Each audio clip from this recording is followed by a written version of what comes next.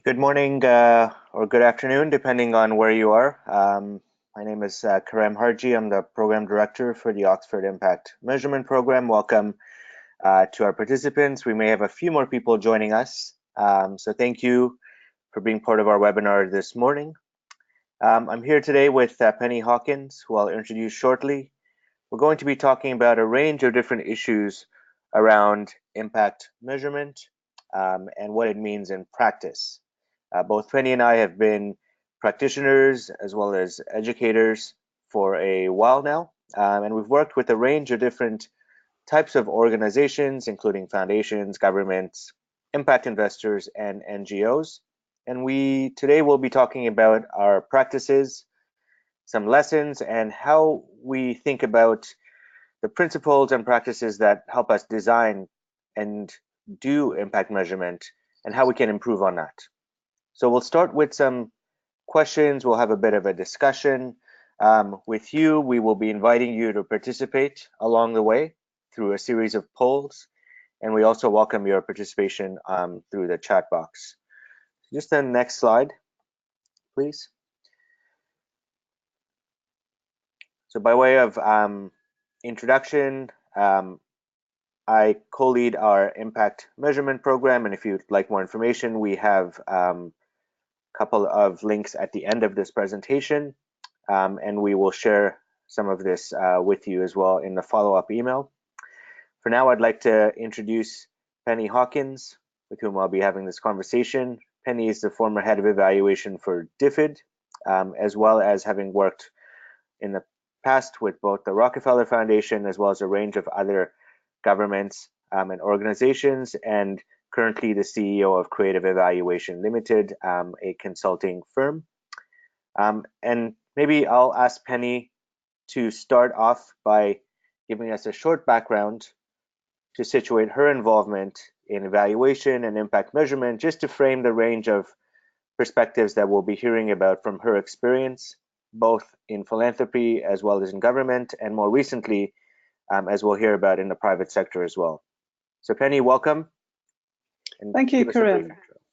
And greetings, everybody. Well, so as Karim said, I've had quite a long career focusing on this area of evaluation and impact measurement, about 30 years now. As Karim said, I've worked for the UK government in Department of International Development, also in the the US philanthropic field for the Rockefeller Foundation, and also in New Zealand. I spent a long time working for the New Zealand government, both in foreign affairs and international development and also social development. So during all of that time, I've been involved in a pretty broad spectrum of evaluation across all sorts of different programs and initiatives and policies, from large-scale government impact evaluation down to small-scale qualitative studies. But also more recently, I've become interested in newer approaches to evaluation that are more suitable for dealing with things like complexity and fast-moving initiatives that are frequently changing. So approaches like developmental evaluation and ones that can deal with systems. So yes, I'm very happy to be here and share some of my experience in my conversation with Karim. Great, thanks, Penny.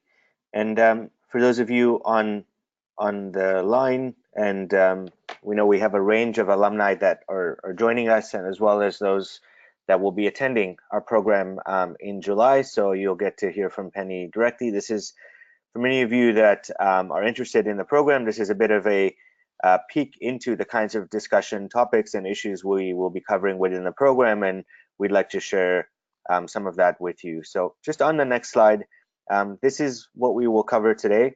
Penny and I will draw on a range of different experiences. A lot of my work recently has been particularly with impact investors and social enterprises, but I'll also draw on my examples from philanthropy and the NGO sector. We'll have a bit of a conversation between Penny and I. I'll pose a few questions to tease out some experiences, some reflections, some lessons, as well as techniques and strategies around how to do impact measurement well or better. Along the way, we'll have a series of polls. We'd want to engage you in these conversations as well, just to begin to get some feedback around the kinds of issues and contexts that you are working on or thinking about. And then we'll have a good chunk of time in the last half of the webinar to answer your questions. So feel free at any time as you hear us speak to send your questions in to the chat box, and we will be picking up on those as we go along. So what we're going to cover is a couple of different themes. We'll talk a little bit about why and how we think about impact measurement, and we'll contrast some of the perspectives from these different types of organizations. Penny and I are going to also reflect a little bit on how we make choices around methods and processes and what this means in theory versus in practice. And then we'll spend a little bit of time around what we've worked on and the strategies we use around making measurement more useful, relevant, and accessible. And again, there we'd love to hear from you around the challenges and issues that you're facing and how measurement can be more helpful within your organizations. So with that, let's jump in just onto the next slide. So Penny, I'll pose the question on one of the key issues we tend to have in this space is when we think about impact measurement, a lot of the time we have a diversity of interpretations of not only what impact measurement is, but also what impact means. And so maybe let's start off by spending a bit of time thinking about how we define impact and what it means to measure, and how you might think about that as a practitioner and as well as a decision maker. You've been in both of those roles, and so help us maybe kick off by talking about how that varies across a range of kind of context and why it matters to be clear about how we define impact and impact measurement. Yeah, so I think, so in a general sense, there's, you know, why is this important, I think, is a question. And, you know, from a government perspective, there are huge amounts of money spent on various policies and initiatives. And so, you know, I think it's not, people wouldn't argue with the fact that if you're trying to achieve some kind of positive change or impact, then knowing whether or not it's been achieved is of critical importance. So, you know, there are a couple of general questions we can ask around what change has this particular investment helped to bring about, and how would we know that these intended changes or impact have been achieved. So these are the kind of key overarching questions that we try and answer through impact measurement. But also, you know, in practice, it sounds like a very straightforward thing, but in practice, of course, there's a lot of challenges and difficulties along the way. And, you know, this issue of the technical versus the practical. So in theory, it could be treated like an academic exercise, and in fact, if you look at most evaluation courses that you might do in universities or elsewhere, most of what gets focused on those courses is the technical aspects of evaluation and impact measurement. But in real world situations, there are a whole different range of issues that need to be addressed in order to actually even get to the point of being able to measure anything. So for impact measurement to work and to be possible, these other factors have to be included when figuring out what to do. And I think, you know, we'll go into a bit more detail in that as we go through the webinar. But Karim, in terms of, you know, what the work that you're doing with the impact measurement program, how are you thinking about this from the program? Yeah, thanks, Penny. I think, you know, one of the things that you've also picked up on is that it depends on where you are situated within the kind of issues that you're talking about when you think about what impact is and how you might define measurement. And so if, for example, you're an investor, you might interpret that quite differently than if you were an investee or one of the groups that works in between, an intermediary. So the distinctions around how impact is framed, I think, are really important to account for before we think about how we measure. So one example might be that if you are an investor, a lot of the time when the term impact is used, it tends to be constrained to the term of your investment.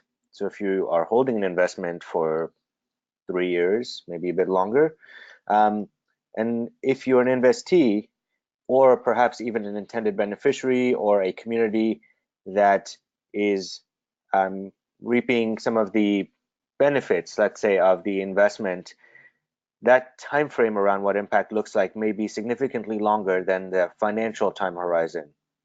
And so all of a sudden you have a bit of a difference between how you might think about outcome and impact measurement from an investor perspective versus the perspective of a investee, an NGO, or a community. Just quickly on the next slide, and then we'll flip back here.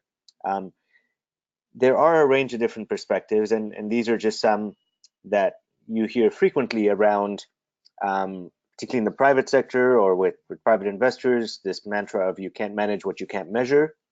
The flip side of that is the other approach that there are certain things that can be measured, and maybe they're not necessarily the things that matter most. And so how do we distinguish what matters for different stakeholders versus the things that are, let's say, more easily measurable? And on the next slide, just briefly, these are some of the components of how we define impact within the program. And we think about it generally in terms of significant or material changes, which could be either positive or negative. We tend to think in terms of long-term conditions, and these could include people, groups of people, the planet, and some of the larger systems that we're trying to influence. We also know that impact can be intended or unintended. And often we are trying to get a clear sense of what would have happened anyway, and how does what we do relate to that in terms of what is the additional value that we bring and changes beyond what would have happened anyway. And some of the themes that we'll pick up on in our conversation are almost by the way we define this, it can't simply be a technical exercise, and you need to integrate a lot of different perspectives from stakeholders in terms of how we define things like what's positive or negative, what long-term looks like. And as we'll pick up on a bit later, we will suggest that this isn't just about measuring impact, but thinking about how you can improve and maximize it. And in that case, we have to think quite deliberately around choices. And so maybe we'll go back a couple of slides to some of our framing questions and pick up on some of these themes. Penny, one set of issues that we hear about often as well is, this term impact is now becoming quite ubiquitous. And as we've talked a little bit about, there are different elements of how we might describe what impact looks like, who it's for, but sometimes it's used quite loosely. So I guess the question to you is that a problem? Do we see that as an opportunity now that there's greater awareness that impact perhaps matters in a variety of contexts? How do you see this from your perspective? I think it depends on the organization and the people who are having the discussion. So on the one hand, yes, the term is quite loose and changes with context and people, but as long as that group of people know what they mean by impact, I wouldn't see that as a problem. If we move into measuring impact, that's when it becomes a bit more contentious, because in order to actually focus on and assess impact, we need to be more precise about its meaning. So that greater specificity and clarity allows us to focus on and measure what is agreed as impact for a particular initiative. So, it's important because we don't want to be loose about the impact measurement because we want to provide reliable and trustworthy information about actual impact, so that gives confidence to stakeholders and users of the information, how initiatives is doing, how it's performing, is it on track to contribute, what has it achieved, and so that issues could be addressed if it needs to be changed or if something else needs to be done. That measurement has to be good enough to be able to enable those decisions to be made. Can you give us an example on how this plays out in practice, perhaps? Yeah, so when I worked in social development, actually as well as international development, an example would be, say you have a youth employment training program. So impact could be a number of different things. It could be, you know, the young people get jobs, the young people maybe change the type of job, move into a different field. It could be that what's wanted is that young people obtain a living wage. So these impacts are different and would require different types of measurement. The impacts may also affect their longer term employment prospects. So timing comes into that. So you can measure impact in the shorter term, but to actually allow time for impact to manifest and be able to measure it, you have to be patient. So there are all kinds of different impacts that could come from one particular initiative. So it's important to identify what are the key intended impacts that a particular initiative is aiming to achieve, because that will determine, at least to some extent, what is it most important to measure. Given the realities of time and budget constraints, we can't measure everything. So we have to go through this process of focusing down on the important things and what impact really means for a particular initiative. And how do you see this play out, perhaps differently or in similar ways across the public sector and philanthropy? Because in some cases, both have a longer term time horizon, perhaps, but in other cases, that may vary, particularly based on their needs, that type of issue that they are addressing. So how do you see that kind of play out in practice? Yeah, well, of course, in the public sector, the political context is really a primary importance, really. So with changes of government or even changes of minister, what's important changes too. So the actual emphasis and the priorities shift. So of course, this can be problematic with impact measurement, because if you set off on one direction, you may have to pivot and move in another. But one of the advantages to impact measurement in the public sector is that you may have access to administrative data that can be used for impact measurement. So, you know, there may be health data, education data, or whatever just there, and that can be used. That's less easy in other sectors, I think, which means that primary data collection may be needed, and of course, you know, expense increases with the more data you have to go out and collect. In philanthropy, I think my experience of working in philanthropy is there tend to be fewer constraints, both in terms of what to focus on in terms of impact, but also a greater flexibility in how one approaches impact measurement. So because there isn't, the history is shorter, I think, of impact measurement in philanthropy than it is in government. So some of the entrenched ways of doing things are simply, you know, not yet there in philanthropy. So I experience a much greater flexibility. Mm-hmm. Yeah, it's interesting when we contrast this to what we're seeing perhaps play out in a field like impact investing or in more private sector-driven approaches. When we think about some of the issues that you described, you know, for example, where the term impact is now becoming somewhat mainstream, but understood quite differently in those worlds.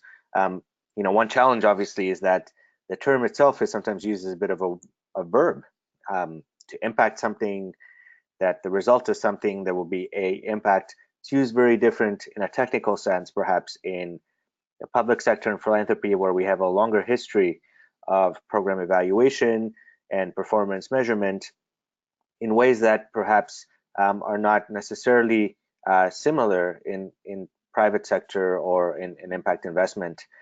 So sometimes the technical definitions can be quite helpful, but are not always translatable in the same way to other contexts.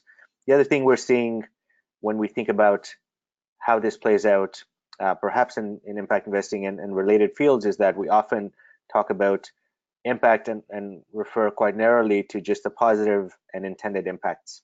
And sometimes when we think about, again, maybe a more precise definition, as you've pointed out, it does talk about long-term changes for different groups of stakeholders that account for a range of different results, not all of which will be positive. And to the last point that you made around what type of data may be available, particularly one challenge is that sometimes data is just not available when we think about impact investments, perhaps social enterprise, where data may be either proprietary or not presented necessarily publicly in the way that sometimes you expect from government and philanthropy. So there's a whole lot of issues here to unpack, but we do want to hear from you on the audience around how do you think about some of these issues, and particularly within your organizations, are they clear about how they define impact? So we've got a bit of a poll. We're going to try this to give you guys about 30 seconds to just answer this poll, and we'd love to hear from you. Is your impact clear, or is your organization clear about how they define impact? We've got a few choices: yes, sometimes, or no, and perhaps you're unsure. And we just want to use this to understand where you're at, and before we move on to the next set of issues. So we'll give you a few seconds to just make your selection, and then we'll have the results pop up in a minute. And then we will kind of move forward with another set of issues around how we think about doing impact measurement and some of our reflections and lessons. Penny, is there anything you wanted to add as we're waiting, just in terms of any of these themes? So yeah, I mean, there's, in terms of the definition of impact, there's also different conversations that happen within programs about impact and within the impact measurement evaluation field. So impact evaluation has, in some organizations, has a very specific meaning, that that you would only be undertaking impact evaluation if you were using a counterfactual in your evaluation design. So that's a very specific meaning in some organizations, not everywhere, but in a very narrowly defined way. Mm-hmm. So I don't see this as I'm not seeing this across philanthropy or in impact investment, but Karim. Yes. Yeah. I think you're right. And it is interesting that on our poll right now, about a quarter say yes, in terms of the organization is clear about how they define impact. About half of you say sometimes, which is often the most common response in my experience as well. And then the other quarter is this combination of no as well as unsure. Penny, how does that reflect generally your experience in terms of what you've seen? Absolutely. Yes, I mean, I think the sometimes is that hit the nail on the head, I think. Well, within organizations, there's varied understanding of the term impact. Yeah.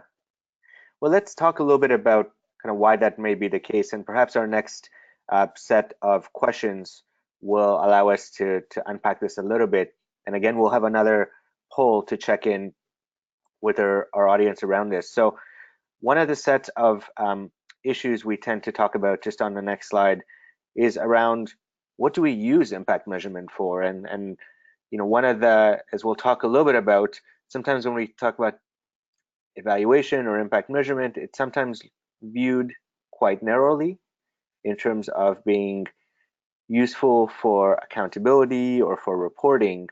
And perhaps in other cases, we should be looking much more broadly, and there's much more value from how we think about what impact measurement is and how it can be helpful. So maybe just to kick us off on this theme, Penny, how do you see impact measurement and evaluation being used or interpreted, particularly within the public sector and philanthropy? And then we'll talk a little bit about how we can perhaps broaden some of the intended uses of it. Well, in the government sector, it's often used to, say, trial a new policy or program before spending money on a national rollout. So, you know, an example would be, say, changes to social welfare policy, or indeed the previous example, the Youth Employment Initiative. So that's, you know, my experience, I've seen that happen a lot. So if you're not quite sure whether something's going to work, trialing it and running an impact measurement process alongside of that is a good idea. And in terms of who might use that, well, in government, it's obviously, you know, policy analysts, government ministers, but also for that example, if you're looking at social welfare policy, welfare advocacy groups would have a real interest in the results of such a trial, but also the media. So I know from my experience in working in UK government, the media, you know, has an unusually kind of high influence on evaluation and how the findings are handled. Yeah, those are good points. I think when we think about the contrast somewhat, particularly on the investment side and with the private sector, we see that kind of uses and users, perhaps a little bit differently sometimes. And I think you made this distinction also around how we think about impact and impact evaluation, sometimes, with counterfactuals, etc. A lot of the time in my experience, that an important distinction is to think about the monitoring and tracking of outputs and activities versus the longer term changes, and which one of those are applicable to different kinds of users. So for example, if you were thinking about making additional investments in an organization that is providing a product or service, sometimes the output level measures around things like the types of products or services sold, the kinds of customers, those can really influence how you engage from an investment perspective. Over time, though, the nature of the funding you provide may change depending on the outcome information that you're receiving. So there's also different kinds of users who think about, let's say, more output level information or uses of output level information versus the uses of outcome level information, and whether that's providing more capital or different kinds of capital to be able to scale or expand access to products or services. Another set of issues that we tend to talk about here is that a lot of the time impact measurement and perhaps evaluation is also commissioned or done from the perspective of who is paying for it.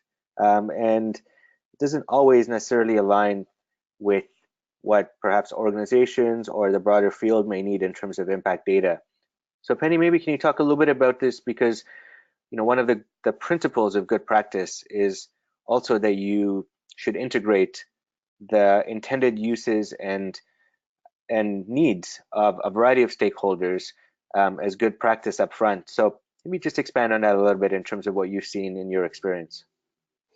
Yes, I mean, I think this links to what we said earlier about impact measurement being seen as a technical exercise. It may be technical in some sense, but it's not a neutral exercise. So I see it as needing to be directed in the same way as a program or an intervention. The evaluation itself needs to be not only contributing to maximizing impact, but also doing good, if you like.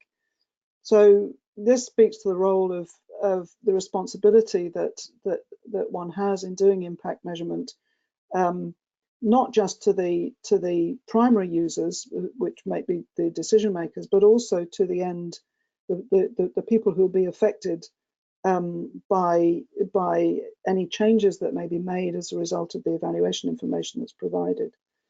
So I think, you know, broadening this idea about the purposes of evaluation and the kinds of responsibilities that one has in doing it are important in my view.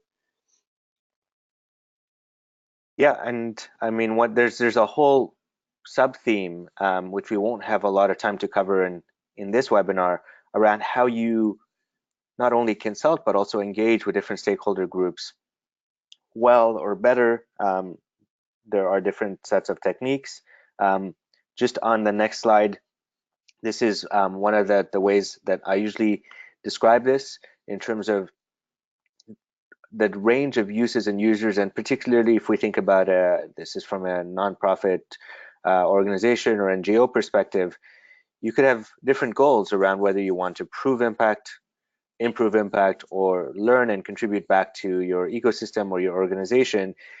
But each of the users, intended users, whether it's staff, board, clients, or funders, would have a different set of objectives around each of these intended uses. And so it is interesting when we begin to unpack that, and particularly in this case, for perhaps when we think about clients of a NGO, what would they want to be able to understand, and how would they want to be engaged in the impact measurement process? Often it happens at the front end of a process, but particularly important to be able to close the feedback loop.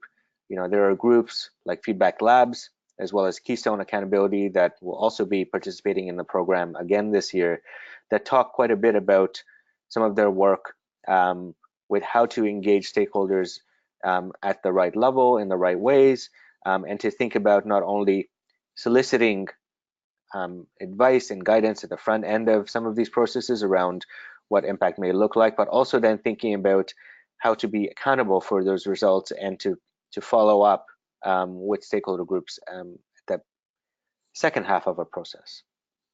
So one of the other perhaps principles, just on the next slide, that I think this raises is, and this is the framework we use within the program, is that when you set up these processes, particularly around thinking about the intended users and uses, it's really important to get the why questions at the front end right. Because as we'll talk a little bit about, there's always a temptation to get right to the end of this and talk about how you measure before fully defining both why you will measure, why it could be useful to the different range of stakeholders, and what would be helpful to know before getting into the questions around how you measure. And so just for many of you that think about how you design these processes in your own organizations, this might be a helpful way to structure that discussion. I do want to hear from you guys again. Penny and I have a few more thoughts on this theme, but let's have a bit of a poll, because I think this audience has a pretty good understanding of some of the basic concepts and issues, but also you might be having some of your own kind of challenges. So let's run this poll quickly around, when you think about your organizations and how they are able to both measure and report on impact, given how you might be able to define or understand it. Do you think that you do it well? Is there a need to improve? Do you think that you do that sometimes well, but could do it better?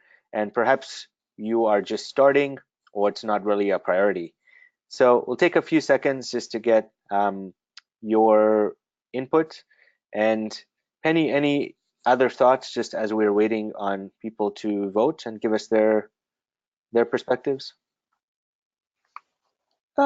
No, I mean, I agree though with what you're saying about you know, the order in which we do things, because there's a real tendency to jump straight into the what are we going to measure, or even more than that, in terms of what methods are we going to use before the information needs have been fully explored. So I think that's a very good point. So yeah, you probably can't emphasize that enough, actually. And it is interesting when we, a lot of the time we both talked about this in the past, that when we hear the term impact measurement being used, and when there's a set of perspectives on, okay, how do you do measurement, it's much easier to figure out the how when you figured out the why. As we'll see, there's no real shortage of tools or techniques or frameworks that you could apply, but often people are dissatisfied with the results because perhaps the upfront work around being clear about what you're trying to achieve is not given as much time as it needs to be. And it's interesting, again, just to reflect on some of our results, that a small proportion of you think that your organizations are able to measure and report on impact well. Many of you are already doing something in terms of you acknowledge that you're doing it somewhat well or sometimes and could be better, and several, about a quarter, are either not doing it but want to start, or it's not a priority right now. Any reactions to this spread? Is this, again, consistent with what you see in your experience across the various sectors? It is, and it's quite pleasing to see, really, that most people do see a need to improve what they're doing. Because I mean, I see that effort to improve impact measurement is a never-ending road, really, because new techniques come in, new ways of looking at impact and measuring impact. So once you're on that journey, it's a process of continuous improvement, I think. Great. And I know some questions have begun to come in, and we will get to those shortly. We did have a comment from Scott Chaplow, and he also mentioned that it's worth pointing out that the DAC criteria that Penny, you're very familiar with, are also are one perhaps resource for folks, but they're also being reconsidered. The DAC criteria, which maybe you can explain to our audience who are not familiar with it, have been used quite prominently in evaluation, in international development, but they are also being reconsidered, perhaps to incorporate some of the kinds of issues we've been talking about. Any initial thoughts, Penny, on that? On that, well, yes. I mean, I think there's a number of issues that we could have a whole hour on the DAC criteria, but we don't have that. But I think one of the issues that comes up as soon as you put any kind of guidance out, and the criteria were meant as a guide, not as a rigid framework. There's a sense in which they've almost like become too much of a straitjacket for people. So they were never meant to be the only criteria. They were just a set of commonly used criteria. So it's good that it's being reviewed and reconsidered. But I think people need to realize that there are degrees of freedom with what you look at and how you look at things. So any of the guidance is just guidance. Mm-hmm. Yeah, and for those of you that are interested in these topics and certainly are looking for more references, we can post these up when we put the webinar online. Just on that, we've got a couple of slides here that I might skip over relatively or review relatively quickly. These are just the kinds of questions that you could ask, and if we just move one slide back, one of the things to, I think, be clear about within your organizations, on the slide, there are lots of different things that we could ask. Sometimes there are questions around what should you do. In other cases, we really want to understand, like, what do we believe around what change looks like? And then in other cases, we want to understand, well, what is actually happening? And those could be quite different than when we think about the question of, is our intervention or investment actually maximizing impact? So just on the next slide, these are examples of some of the kinds of questions, and again, this is the kind of content that we work through in the program. And I think the core message here is that to be clear on the kinds of questions that you're asking, and to link those to the kinds of approaches that you would have in place. And even as you'll see from this framework, there are some questions that we ask just around what is happening within the kinds of programs and investments that we fund or are co-investing in. In other cases, you want to ask some of the deeper why questions, and then in further other cases, you want to understand some of the causal links. What is the attributable effect based on your intervention? And so there's a lot more content here than we have time to cover, but I think the core message here, and just quickly onto the next slide, is that it's important to align those questions that you're asking with the kinds of approaches and not work from the approaches backwards. And the reference that you'll see at the bottom is one of the really good guides, at least in my experience. But maybe zooming out a little bit now, Penny, one of the challenges perhaps that we hear a lot about is that people think about impact measurement as a technical exercise. We hear a lot of questions about methods and indicators and sample sizes. So in your opinion, is impact measurement purely technical, or is it largely technical? Well, we touched on this earlier on. I mean, I think, yes, it's technical, and no, it isn't.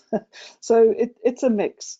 So when I think about the kinds of range of different competencies that are needed in order to do this kind of work, yes, the technical skills are a given, because, if you're going to embark on using some of these designs and what have you, they do require technical skill sets. But, the other side of this is we've also talked about the need to engage with stakeholders, get a good sense of what the various potential users see as important, making values explicit, etc. These require a different kind of skill set. So, things like social skills, communication skills, so-called soft skills, though they're not that soft, to enable whoever's doing the impact measurement to actually have these types of engagements, and therefore, improve the likelihood that the information that's produced does actually get used and is useful. So I think it requires a kind of element of creative thinking to try and find solutions in terms of, how to approach things to be able to meet a different sets of needs and different groups of people and organizations. So yes, both art and science, I would say.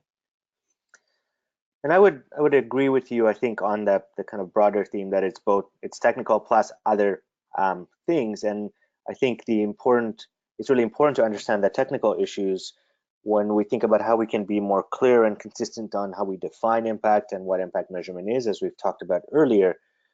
I would also suggest that when we talk about impact measurement, it's really about a few other things, including how we might define leadership and what it means to lead organizations well in a manner that's consistent with mission.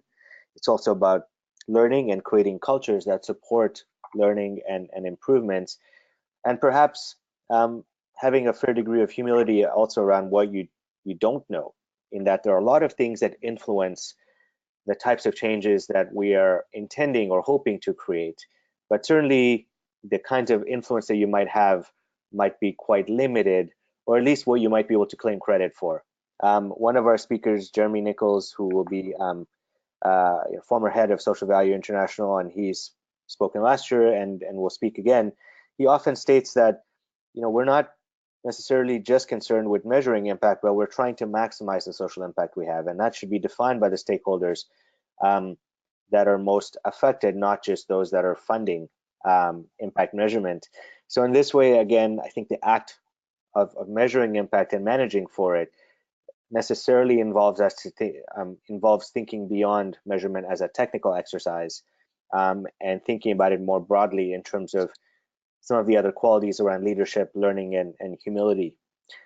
Maybe a related theme on this, Penny, is a lot of the important word that evaluators use, and certainly is not as prevalent in when other people think about impact measurement, is the role of judgment. And so maybe explain to us this, how you may interpret the contrast between the technical art or technical practice of measurement, but the really important role of judgment in making and informing decisions, particularly within large organizations like the ones you worked with. Yeah, well, I mean, judgment comes with the territory with this with evaluation and impact measurement, and I think because it's focused on information that's going to be used by people for purposes, for a range of different purposes, I think we often overlook the fact that these judgments are being made by us as people. So what that brings in is our various kind of, biases of thinking, unconscious and conscious biases, etc. And so what that challenge presents to us is how do we actually then how do we address that, and how do we try and ensure that the assessments that are being made are not exactly judgment-free or value-free, but that those values and judgments are made as explicit as possible.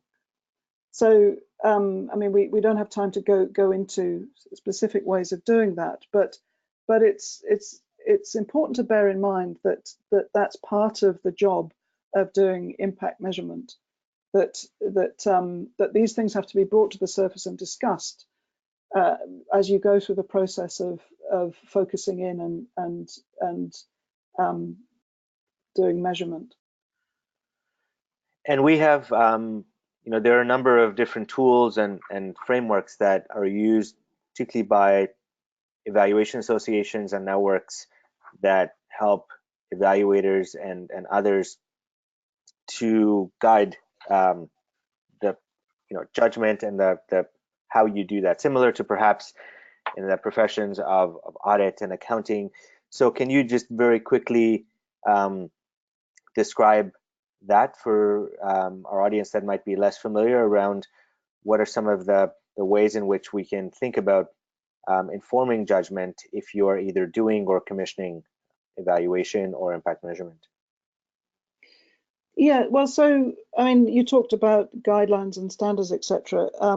I mean, there are sector-specific standards and guidelines, but also evaluation specific. So if you take international development aid donors, we mentioned the DAC earlier. So as well as there being criteria that you can use to frame evaluations, there's also a set of quality standards. For practitioners who work in other areas or different sectors, the evaluation professional associations generally have quality standards as well as practice standards. So these include both what guidance on what does a good impact measurement or evaluation look like, but also how is the person doing that evaluation expected to conduct themselves. So that's the kind of practice standards for evaluators. So all of this helps with judgment, because they are, these things have taken a long time to develop and sort of provide a pretty good set of guides for how one goes about this. And one of the important things, which again is a topic all of its own, is evaluation also needs to be ethical. So what does that mean in practice? So more associations and organizations are now turning to this and further developing that area of practice, which reflects the times we live in, I think. Yeah, and we've got a couple of questions and that have come in that relate to some of the themes you've just talked about. One of the questions, which I think is an interesting one, and I'm paraphrasing a little bit, is asking around how do we ensure that funding and investment itself provides a feedback loop to enterprise, and I would say perhaps to the stakeholders of that enterprise. It is quite interesting that I think a lot more investors, and particularly traditional kind of funders of social initiatives, are aware of some of the limitations of existing tools and frameworks but are being a bit more thoughtful perhaps around how the processes can be beneficial and perhaps at least not cumbersome or burdensome to organizations, but also to try and engage a wider range of users, participants, beneficiaries within these processes. So that hopefully is a trend that continues to grow, because as we've talked about, this isn't just about the technical exercise of getting the right answer, but around making the process engaging enough with the range of people that are influenced in order to be able to maximize impact, not just measure it. We did have a couple of questions also, and this is one of the themes we plan to talk about shortly, is this question of standards and indicators. And when we think about this temptation, sometimes, I know this happens a lot in impact investing, is the temptation to go straight to standards and indicators when you're designing or implementing impact measurement. And as we've described before, paying a lot of attention to the why before the how is important. But how do we perhaps rethink this? How have you seen, Penny, this play out in government and philanthropy in terms of how we use or perhaps misuse indicators, and what are some of both the benefits and downsides of thinking about standardization in this case, from your experience? Yeah, so I mean, there is a belief that to measure impact, all you need is a set of indicators to report against, and the job's done. If only if it was that easy. I mean, in reality, to have a fully comprehensive set of indicators that would provide sufficiently useful information about impact in a broader sense is not usually feasible. So at a practical level, one has to be selective about the number of indicators that are feasible to measure, but also that provide good enough indications of change and can perhaps help to signal where further in-depth impact measurement is needed to be able to provide more accurate or useful information. I mean, if the minute you use indicators, you're looking at intention. So you're looking at what you think the impact will be. So it can miss. One example would be it could miss sort of side effects or unintended effects for which there isn't an indicator. So generally, good practice would say these days that you need a mix. Yes, use some indicators, but also back that up with a mix of different information that will hopefully pick up on some of these unintended side effects of initiatives. Yeah, and I think we're seeing this play out as well in impact investing, at least more recently. We've had initiatives like the Impact Management Project, which we had a webinar last year, that is helping to frame some of these dimensions around what impact you might be targeting, how much, and also looking at this concept of impact risk. What's the risk of impact not being created, generated, or measured, and what would be the intended contribution? It just helps us, again, as one example of a framework to think about how to consider these issues in practice.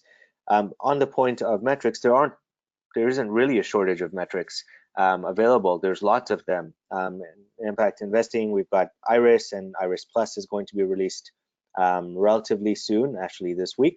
And if you even look at the Global Value Exchange site, there are a lot of metric sets, but we have to, I think, situate these metrics in the right frame.